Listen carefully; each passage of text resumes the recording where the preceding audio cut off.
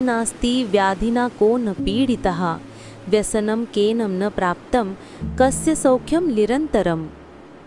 1. आचार्य चाणक्याचे कथन आहे की दोष कोठे नाही। या अर्थाने त्यांचे सांगणे आहे की कोणाच्या कुळात दोष नसतो, रोग कोणाला दुःखी करीत नाहीत, दुःख कोणाला नसते आणि निरंतर सुखी कोण राहतो। प्रत्येक जागी काही ना काही कमी आहे हे एक कटू सत्य आहे। जगात अशी एकही व्यक्ती नाही जी कधी आजारी झाली नाही आणि जिला कधीच दुःख झाले नाही किंवा सदा सर्वदा सुखी राहिली आहे। तर मग संकोच आणि दुःख कुठल्या गोष्टीचे? यासाठी व्यक्तीने आपल्या त्रुटींची अधिक चिंता करू नये। उलट त्रुटी असतानाही सुद्धा आचरणाकडे लक्ष देऊन ते अन्य मानवी गुणांनी संपन्न करावे, ज्यामुळे व्यक्तिमत्वाला पूर्णता प्राप्त होऊ शकेल। कारण निरंतर सुख तर संसारात कोणालाही प्राप्त होत नाही। आज दुःख आहे तर उद्या सुखसुद्धा आहे, आज सुख आहे तर उद्या दुःख पण आहे, हीच जगरीती आहे। लक्षणावरून आचरण कळते। आचारः कुलमाख्याती देशभाख्याती भाषणम संभ्रमः स्नेहमाख्याती व पुराख्याती भोजनम। 2.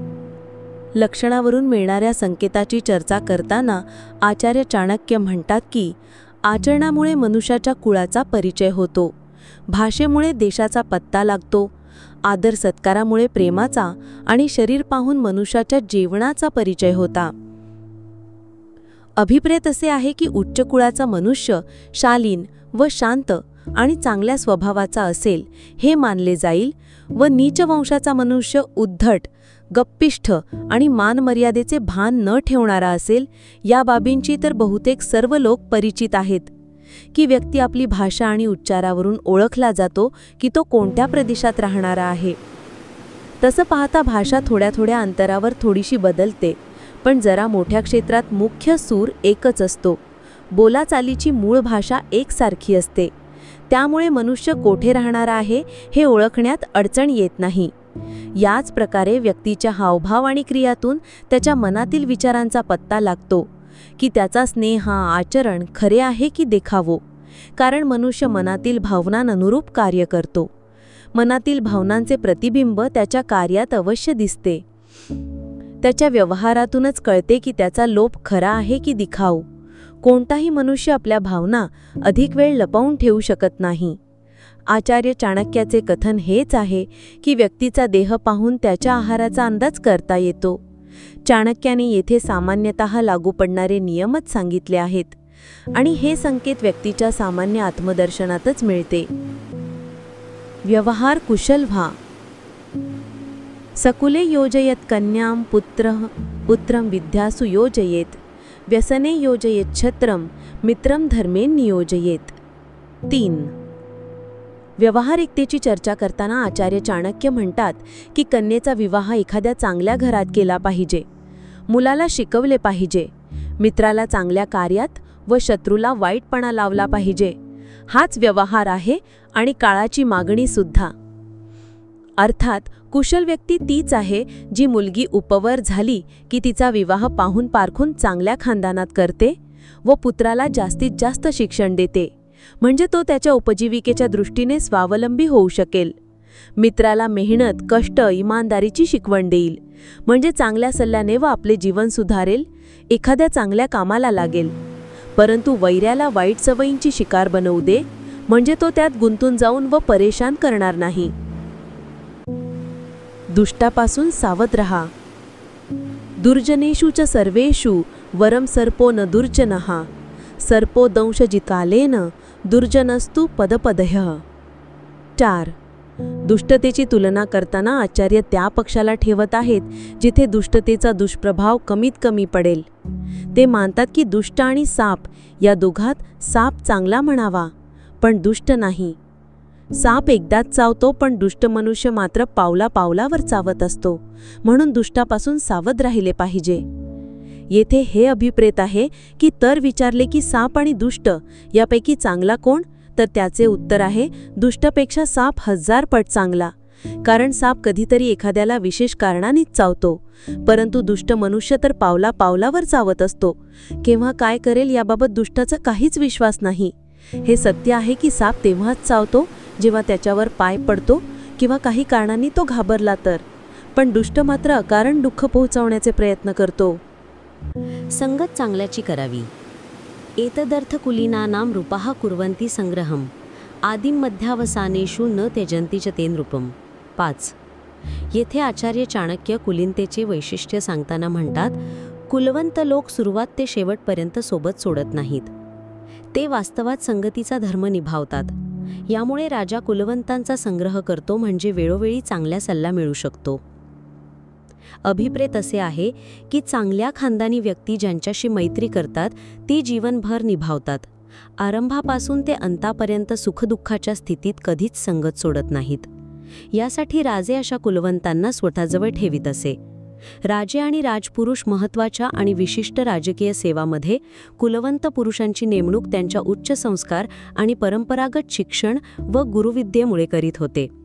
ते कधी नीच किंवा क्षुद्र युक्ती वापरून स्वतःच्या मालकाबरोबर कपट किंवा फसवणूक करीत नसत. सज्जनांचा सन्मान करा. प्रलये भिन्न मर्यादा भवन्ति किल सागरः. सागरः भेदमिच्छन्ति प्रलये अपि न साधवाः. 6. परिस्थितीमुळे आलेल्या आचरणात परिवर्तनच्या स्तरावर आणि स्थितीला वश करणाऱ्या धीरगंभीर पुरुषाची थोरवी सांगताना आचार्य चाणक्य म्हणतात की समुद्राच्या तुलनेत धीरगंभीर पुरुषाला श्रेष्ठ मानावे. कारण ज्या समुद्राला लोक एवढे गंभीर समजतात तो प्रलय आला तर आपली मर्यादा विसरतो आणि किनारा सोडून पाणी आणि भूमी एकच करून टाकतो. परंतु साधू अथवा श्रेष्ठ व्यक्ती संकटाचा पहाड कोळसून अंगावर पडला तरी थोर मर्यादेचे उल्लंघन करीत नाहीत. म्हणून साधू पुरुष सागरापेक्षा महान असतो. तसे पाहिले तर मर्यादा पालनासाठी समुद्र आदर्श मानला जातो. पावसामुळे उफाळत्या नद्यांना स्वतःमध्ये सामावून घेऊन सुद्धा समुद्र मर्यादा सोडित नाही. पण प्रलय आल्यानंतर त्याच समुद्राचे पाणी किनाऱ्यांना तोडून मोडून साऱ्या धरतीला जलमय करून टाकतो. समुद्र प्रलय काळात आपली मर्यादा सुरक्षित ठेवू शकत नाही, परंतु याविरुद्ध साधू पुरुष जीवावरचे संकट हजर झाले तरी आपल्या चारित्र्याची उदारतेचा त्याग करीत नाहीत. ते प्रत्येक अवस्थेत आपल्या मर्यादेचे रक्षण करतात. यासाठी संत पुरुष समुद्रापेक्षा अधिक गंभीर मानले जातात.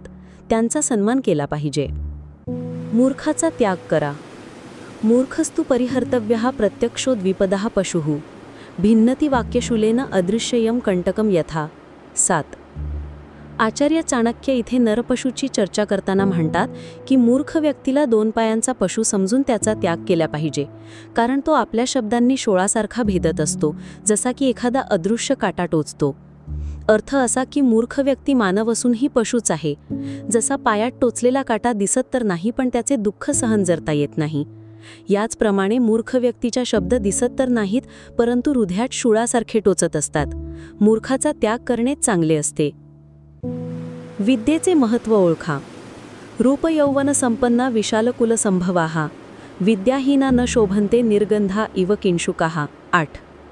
विद्येचे महत्त्वाचे प्रतिपादन करताना आचार्य चाणक्य म्हणतात, रूप आणि यौवन संपन्न उच्च कुळात जन्म घेऊन सुद्धा विद्याहीन मनुष्य सुगंधहीन फुलासारखा असतो आणि ते शोभत नाहीत. अर्थ हा आहे की मनुष्य किती पण सुंदर असो, तरुण असो आणि संपन्न घराण्यात जन्म घेतलेला असो, पण तो जर विद्याहीन आहे, मूर्ख आहे, तर त्याला सन्मान मिळत नाही. विद्या सुगंधासारखी असते. जे प्रमाणे सुगंध नसल्यावर साध्या फुलाला कोणीही पसंत करत नाहीत, या पद्धतीनं अशिक्षित व्यक्तीला सुद्धा समाजात काहीच मानसन्मान मिळत नाही. विद्या व्यक्तीला खऱ्या अर्थाने गुणवंत माणूस बनवते.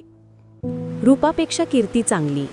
कोकिलानां स्वरो रूपम नारी रूपम पतिव्रतम विद्यारूपम कुरूपाणाम क्षमारूपम तपस्विनाम. 9.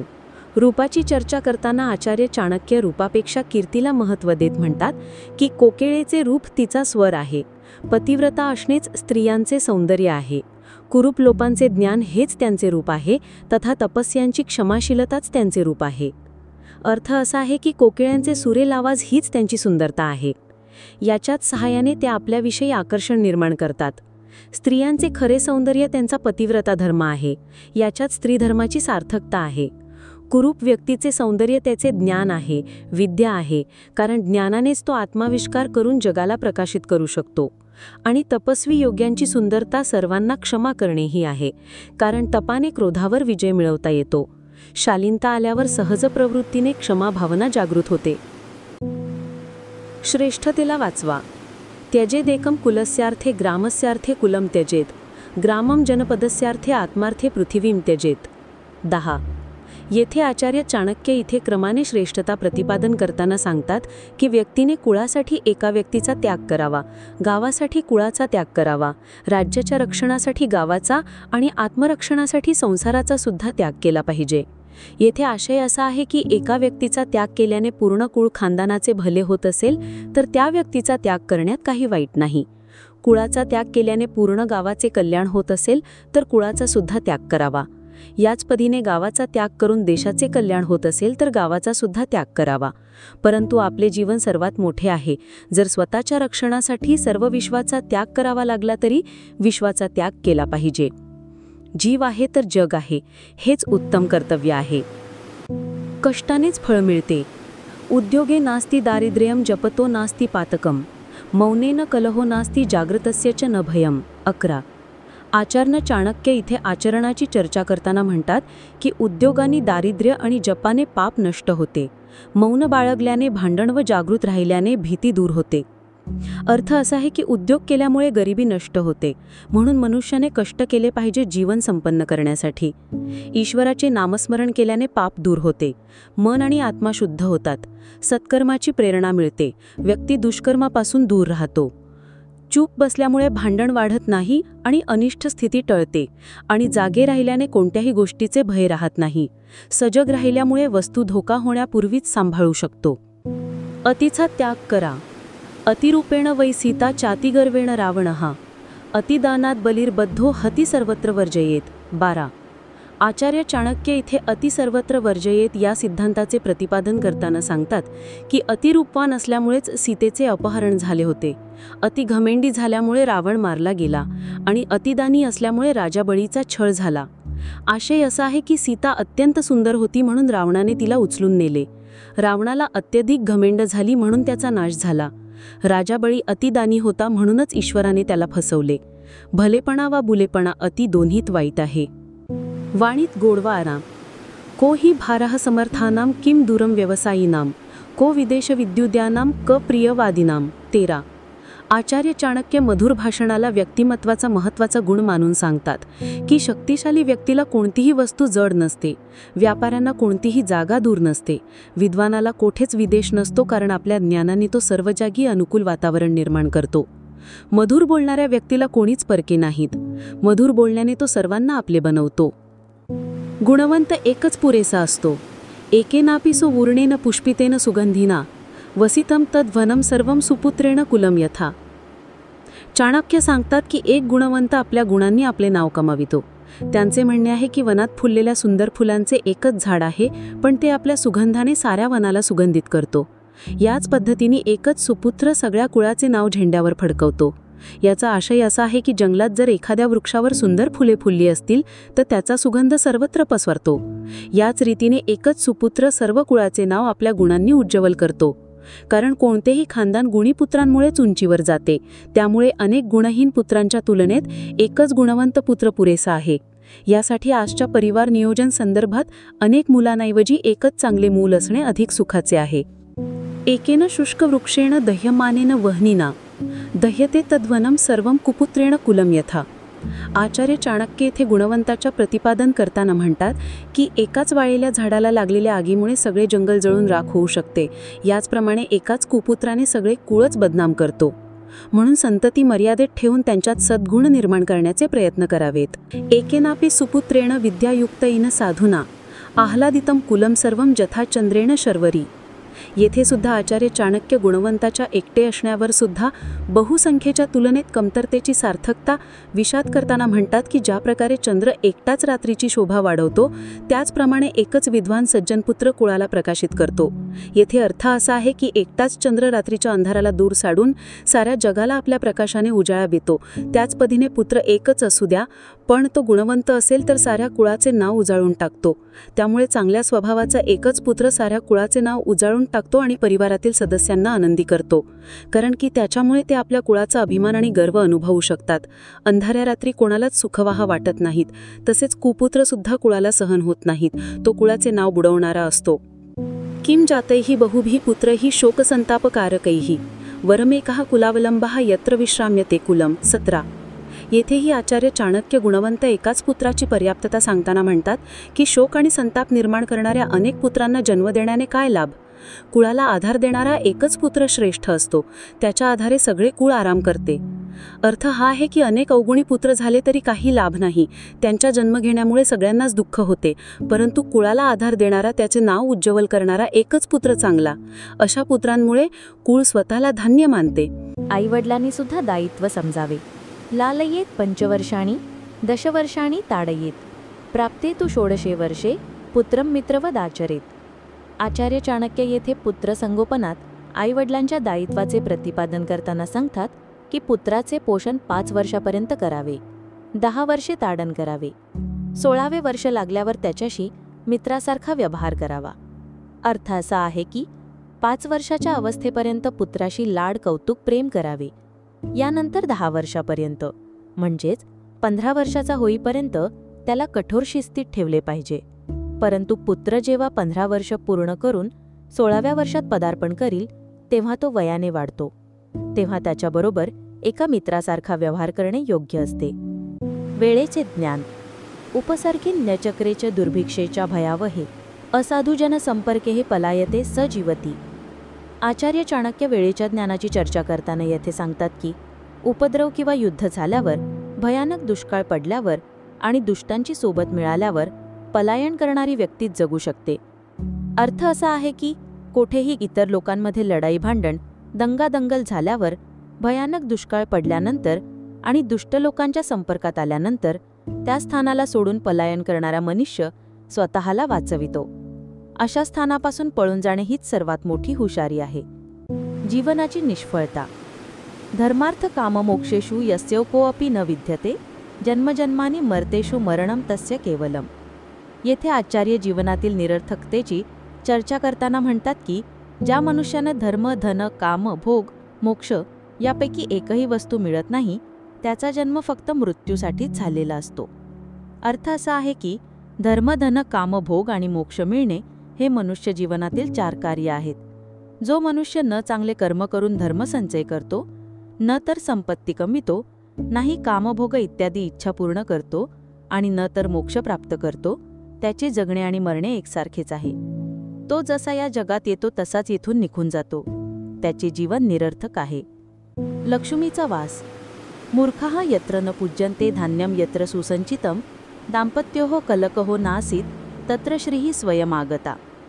आचार्य चाणक्य येथे विद्वान आणि स्त्रियांच्या सन्मानात ख्याली खुशाली आणि शांतीची स्थिती सांगताना म्हणतात की जेथे मूर्खाचा सन्मान होत नाही, अन्नभांडार भरलेले असते आणि पतीपत्नीमध्ये भांडण होत नाही, अशा घरांमध्ये लक्ष्मी स्वतः येत असते. अर्थ असा आहे की ज्या घरात एकही मूर्ख मनुष्य नसतो, धान्य खाद्यपदार्थांनी कोठार भरलेले असते आणि पतीपत्नीमध्ये आपसात भांडण तंटा नसतो, अशा घरांमध्ये सुख, शांती, धनसंपत्ती इत्यादी नेहमीच कायम राहते. यामुळे असे म्हणता येते की जर देशाची समृद्धी आणि देशवासी लोकांचे समाधान, शोभा आहे, मंगल आहे, तर मूर्खांच्या जागी गुणवंत व्यक्तींचा आदर झाला पाहिजे. वाईट दिवसासाठी, काळासाठी धान्य भांडारात भरून ठेवले पाहिजे आणि घरात, संसारात वादविवादाचे वातावरण निर्माण होऊ नाही दिले पाहिजे. जेव्हा विद्वानांचा आदर आणि मूर्खाचा तिरस्कार होईल, अन्नाचे वैपुल्य असेल आणि पतीपत्नीमध्ये सद्भावना असेल, तर गृहस्थांच्या घरात आणि देशात संपत्ती उत्तरोत्तर वाढत जाईल, यात संशय नाही. आणि हेच आचरण व्यक्ती आणि उन्नत व प्रगत करण्यात सहाय्यक असेल. हा व्हिडिओ आवडल्यास कृपया लाईक करा, शेअर करा. अशाच माहितीपूर्ण आणि प्रेरणादायी व्हिडिओसाठी आमच्या YouTube चॅनलला सबस्क्राईब करायला विसरू नका.